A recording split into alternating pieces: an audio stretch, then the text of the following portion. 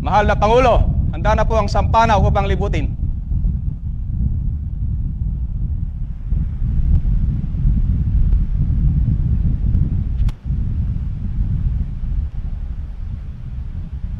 His Excellency Ferdinand R. Marcos Jr. will inspect the troops to be accompanied by the Chief of Staff, Armed Forces of the Philippines, Lieutenant General Bartolome Vicente O. Bacaro. They will also be joined by the Troop Commander, Rear Admiral Renato P. David.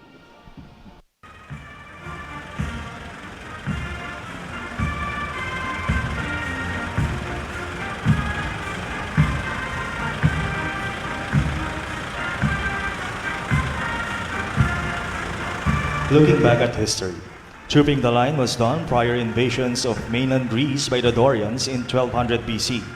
This is the act of inspecting the soldier's condition before and after each battle. Today, this military tradition is being observed to signify the common trust between the troops and their commander.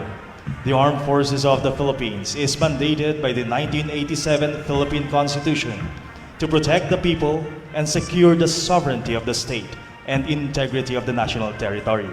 This mandate has evolved and expanded as embodied under the National Military Strategy from the traditional mission of warfighting to include non-traditional roles such as peace support, peacekeeping operations, and humanitarian assistance and disaster response operations. In the last 8 years, the Armed Forces of the Philippines has been on a determined, steady path of reform and innovation under the AFP Transformation Roadmap. The quest to become a world-class armed forces of the Philippines and a source of national pride by 2028 is made more relevant by the adoption of the performance governance system, which has enabled the creation of the AFP Transformation Roadmap.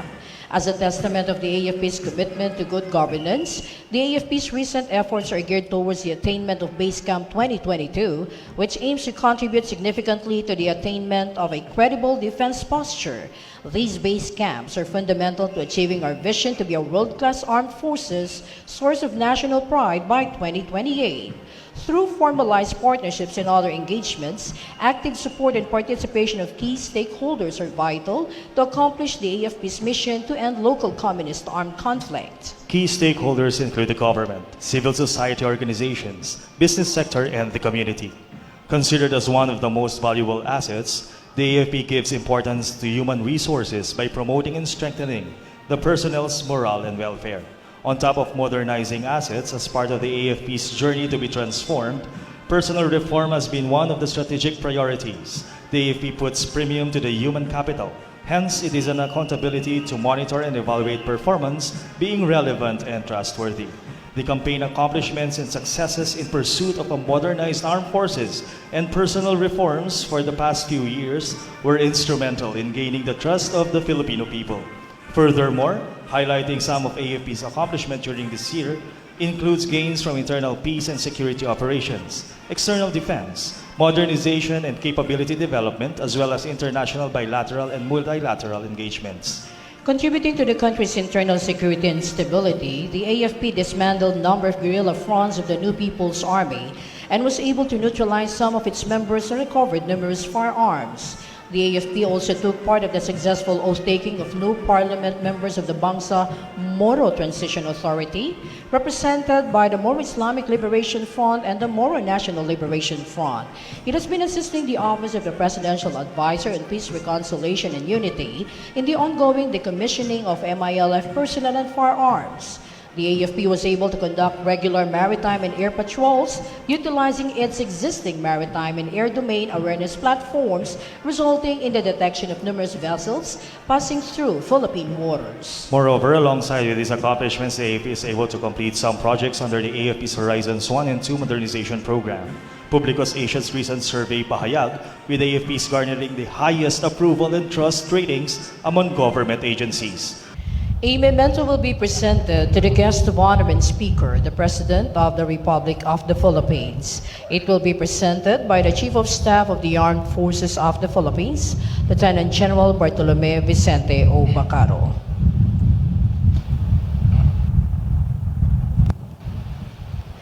The memento, the glass soldier, which symbolizes the unsullied passion of Filipino soldiery and inspired support for the stability of the government in fulfilling its sworn mandate to the motherland and the Filipino people. This carries the weight of the decades-long struggle of our forefathers and predecessors to defend the nation's sovereignty from oppressors and adversaries.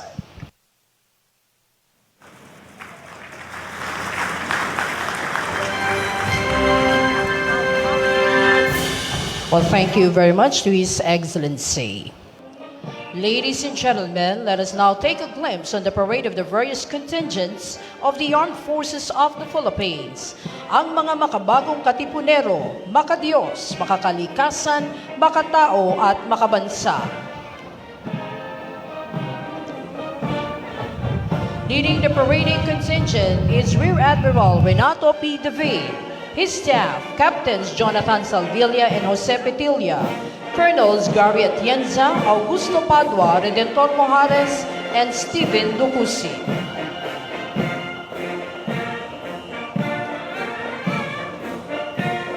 Following is the AFP Composite Band under the baton of Technical Sergeant Donnie Ise. The 1st Brigade is headed by Brigadier General Romeo Jerome Dirillo with his staff, Lieutenant Colonels Von Ryan Timbang, Agripino Poblete, Marlon Graciano, Talo-talopat, walang Commanders talopat, John pasulong! Corvalano, and Crispin Malimina.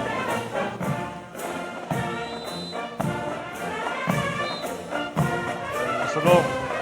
God.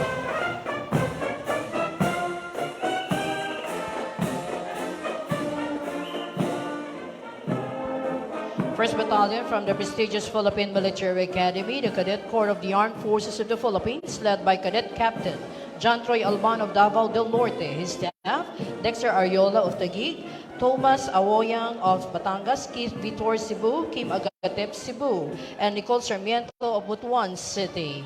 These young male and female cadets are the future leaders of the Armed Forces of the Philippines from the different regions of the archipelago. Following is the contingent from the Philippine Army represented by the Security and Escort Battalion under Major Fabian Ranet, with his staff Major Arbutante, Major Quit, Captain Ignacio, and Major Soria.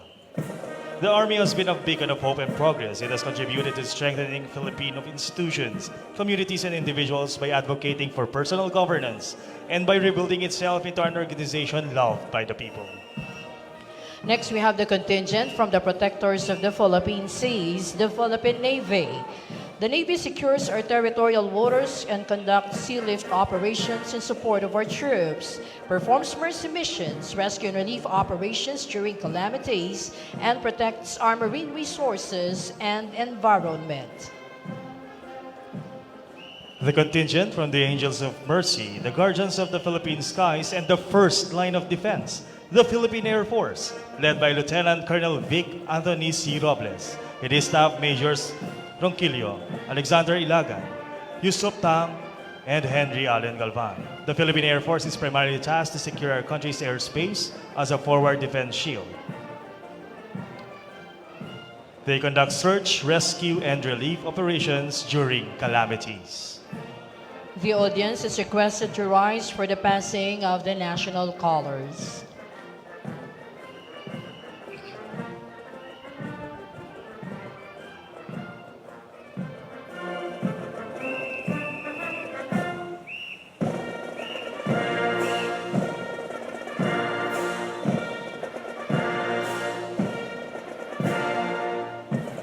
Thank you. Please be seated.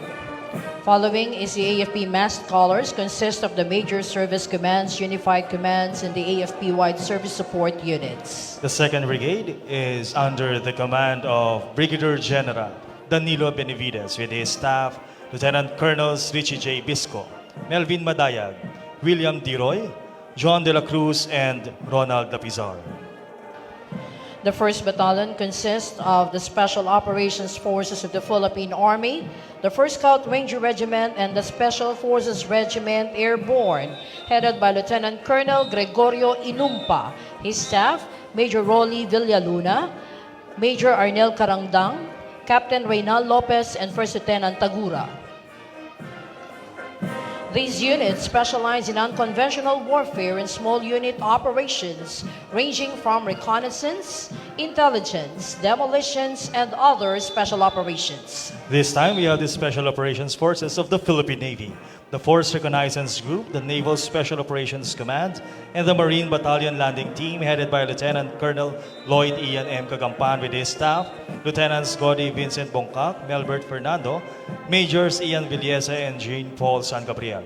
The Naval Special Operations Command is capable of conducting maritime special operations, which include high-risk visit, board search and seizure, gas and oil platform takedown, and retaking.